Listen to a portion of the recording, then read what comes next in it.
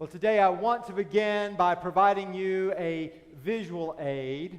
On this bright, sunny Sunday, I hope you will be able to see it effectively. You will certainly be able to hear it, and you will recognize it almost immediately. I'm going to show a movie clip to set the stage for my sermon this morning. It is a brief clip of Charlton Heston as Moses from the epic Cecil B. DeMille movie, The Ten Commandments. I see lots of heads shaking. You've seen it before. You get to see a part of it again. So sit back, relax, and enjoy.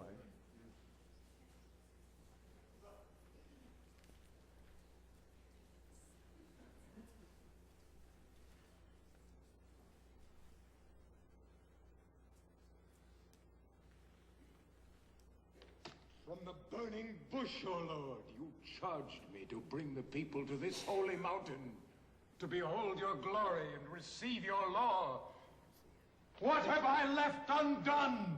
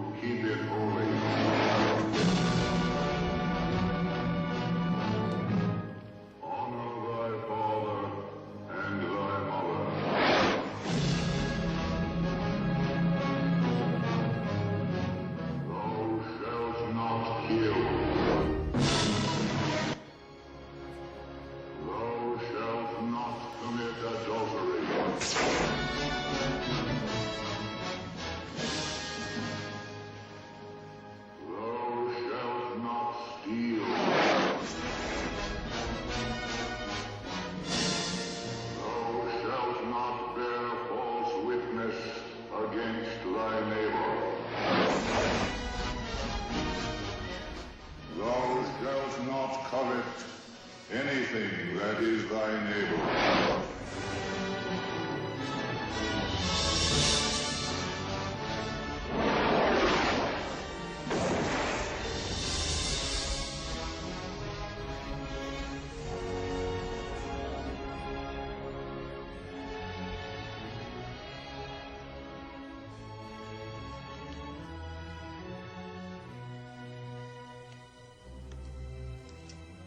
Written with the finger of God.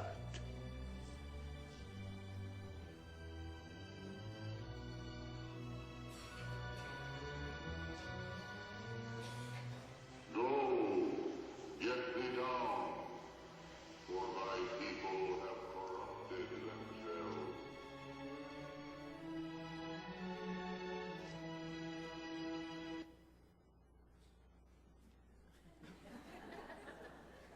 Well, friends, this is the quintessential scene from the Old Testament. I hope you recognized it as Mount Sinai and recognize Charlton Heston Moses going up on the mountain to receive the Ten Commandments from God and then to share them with the people of God. The Ten Commandments are God's divine rules for living for God's chosen. They are the mile markers on the journey of faith. They are the marching orders for the people of God. And to this day, the Ten Commandments form the core of the relationship between God and the Jewish people. But this morning, I want you to picture another mountain. It's a mountain that rises up along the shores of the Sea of Galilee. I want you to picture another bearded leader gathering God's people at the foot of the mountain.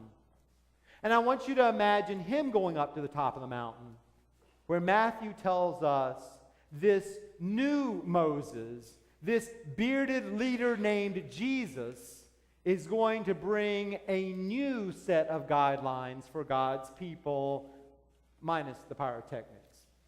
For you see, brothers and sisters, that is what is going on in our New Testament lesson for this morning. Just as Moses set forth the rules of living, the appropriate response to God's love and care, the marching orders for God's people, so too in Matthew's gospel is Jesus reenacting the scene. Only this time, instead of Moses and the Ten Commandments, we see Jesus and we hear the greatest sermon ever preached, which you and I commonly refer to as the Sermon on the Mount. Jesus, fully God and fully human, in effect says, look, you are my followers, God's chosen people, well-beloved sons and daughters, children of the King. And because you are loved, because you are my children, because you have been forgiven and accepted and redeemed and given life and life abundant, because I have given you a new identity, you now have a new set of marching orders. You have a new way of living and being in the world. You have a new set of values and virtues. And here's the task. Live your lives as beloved children of God so that the world can see by what you say and what you do that you serve the God of life. That is what Jesus is doing as he opens his Sermon on the Mount and gives to God's people the Beatitudes. The Beatitudes are our marching orders. Those words, blessed are, tell you and me two things. First, blessed indicates that we are God's people because God is from whom all blessings flow. To be blessed is to be claimed by God. And the second thing that blessed are tells us is that it is addressed to us now. These are not the words aimed just at our forefathers and foremothers, not just the people of Bible times. Jesus is up on the mountaintop this morning, speaking God's word to God's children, giving his 21st century followers our marching orders. So listen to him. Blessed are the poor in spirit, for theirs is the kingdom of heaven. Blessed are those who mourn, for they will be comforted. Blessed are the meek, for they will inherit the earth. Blessed are those who hunger and thirst for righteousness, for they will be filled. Blessed are the merciful, for they will receive mercy. Blessed are the pure in heart, for they will see God.